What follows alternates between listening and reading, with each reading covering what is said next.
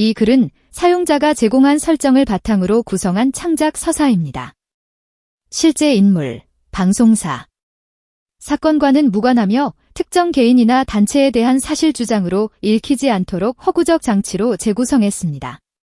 저녁 9시 정각, KBS 스튜디오 상공에 떠있는 공기부터 달랐다. 생방송 특유의 전기 같은 긴장감은 늘 있었지만 그날은 이상하게도 숨이 더 무거웠다. 리허설 때만 해도 모든 건 평온했다. 연습용 백색 조명, 스태프들의 빠른 걸음, 이어폰에서 새어나오는 마이크 체크 소리, 그리고 무대 중앙에 서 있던 단 한 사람. 김용빈. 익숙한 무대, 익숙한 카메라, 익숙한 동선. 그런데도 그의 시선은 어딘가 멀리.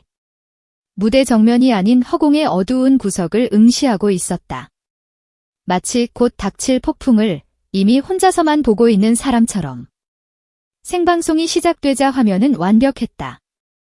관객석의 환호는 정교하게 믹싱되어 올라왔고 카메라 워킹은 교과서처럼 매끄러웠다. 첫 7분 동안 김용빈은 완벽한 아티스트의 얼굴을 했다. 흔들림 없는 호흡, 정교한 표정, 한치의 오차도 없는 박자. 모니터 속 그는 무대 위에서 빛났고 그 빛은 너무 완벽해서 오히려 의심을 부르는 수준이었다. 누구도 그 다음 장면을 상상하지 못했다. 완벽은 때로 경고가 된다. 완벽이 끝나는 순간 모든 것이 무너질 수 있다는 불길함의 예고가 된다. 그리고 그 예고는 아주 짧게 스쳐갔다. 단 0.5초.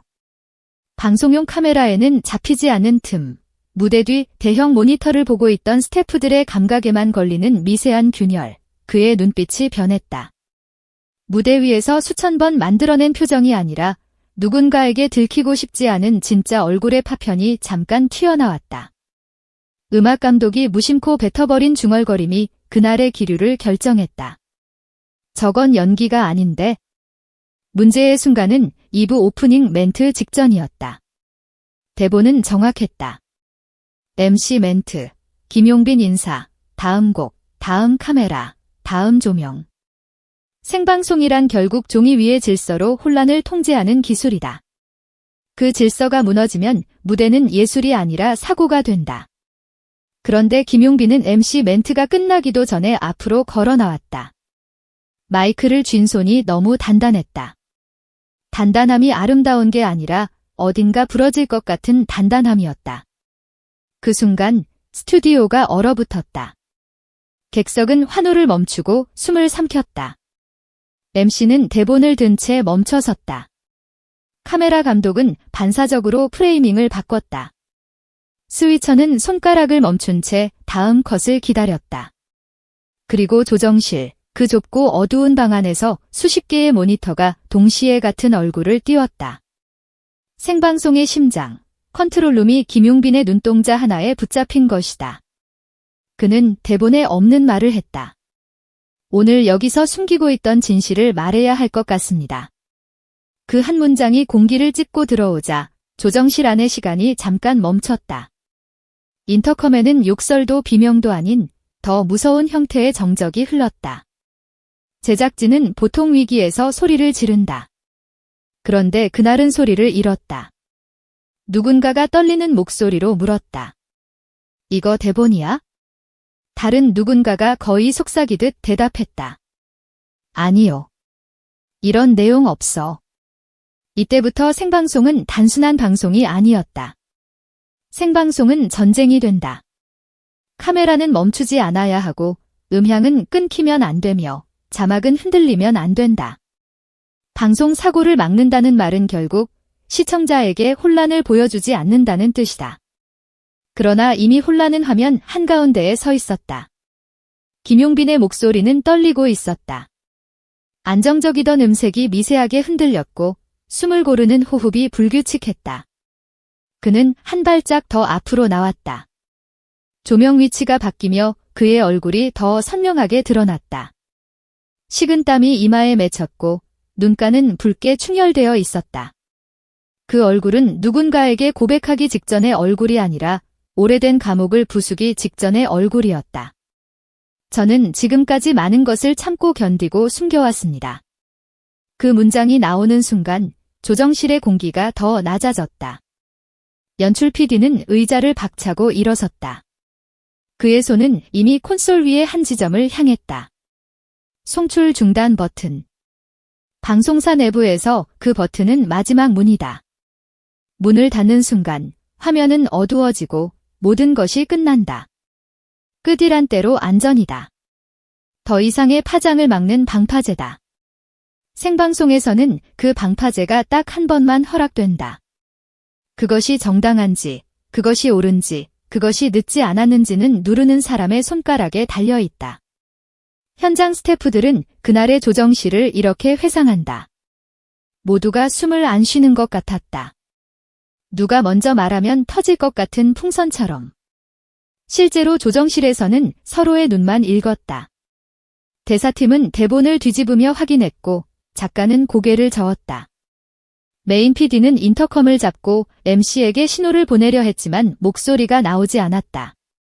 스위처는 다음 화면 전환을 준비하면서도 동시에 하나의 선택지를 마음속에서 떠올렸다. 끊을 것인가, 계속 갈 것인가. 그리고 결정적인 순간 누군가가 말했다. 끊어야 합니다. 그 말은 명령이 아니라 공포였다. 공포는 이유를 설명하지 않는다. 공포는 절차를 건너뛴다. 공포는 지금만 요구한다. 끊어야 한다. 바로 지금. 그 한마디에 연출 PD의 손가락이 버튼 위에 얹혔다. 그 손가락은 수많은 생방송을 통과한 사람의 손가락이었다. 수많은 돌발 상황을 정리해본 사람의 손가락이었다. 그래서 더 무서웠다. 베테랑이 버튼을 누르려 할 때는 정말 끝장이라는 뜻이기 때문이다. 바로 그때 화면 속 김용빈이 말했다. 이 무대가 제가 진실을 말할 수 있는 마지막 기회일지도 모릅니다. 마지막 기회. 그 말이 전파를 타자 객석은 완전히 잠잠해졌다. 소리의 부재가 오히려 폭발처럼 느껴졌다. 조정실의 모니터에는 그의 얼굴이 너무 크게 떠 있었다. 그 얼굴은 카메라가 만든 얼굴이 아니라 카메라를 뚫고 나와 조정실 안 사람들의 심장까지 직접 흔드는 얼굴이었다. 송출 중단 버튼은 아직 눌리지 않았다. 그런데 이미 버튼의 의미는 바뀌고 있었다. 이제 버튼은 방송사를 지키는 안전장치가 아니라 한 사람의 목소리를 끊는 칼이 될 수 있었다. 그리고 그 칼을 쥔 사람이 제작진이라는 사실이 너무 잔인하게 느껴졌다. 누가 옳은가? 누가 책임을 져야 하는가? 그 질문이 조정실의 천장에 붙어 무겁게 내려앉았다. 연출 PD의 손끝이 미세하게 떨렸다. 그 떨림은 두려움이 아니라 계산이었다. 지금 누르면 방송사는 안전해질지 모른다. 그러나 누르는 순간 김용빈의 말은 영원히 끊긴다. 다시 말할 수 있을까? 다시 기회를 줄 수 있을까? 생방송은 되돌릴 수 없다. 누르는 것 또한 되돌릴 수 없다. 버튼 위에서 1초가 10초처럼 늘어졌다. 조정실의 시계는 움직였지만 사람들의 체감 시간은 멈췄다. 그러다 사건은 더 잔인한 방향으로 흘렀다. 방송 종료 직전 단 3초. 제작진은 마지막 결단을 내리려 했다. 송출 중단 버튼을 누르려 했다. 실제로 내부 프로토콜이라면 그때가 마지막 타이밍이었다. 그러나 어떤 이유에서인지 버튼은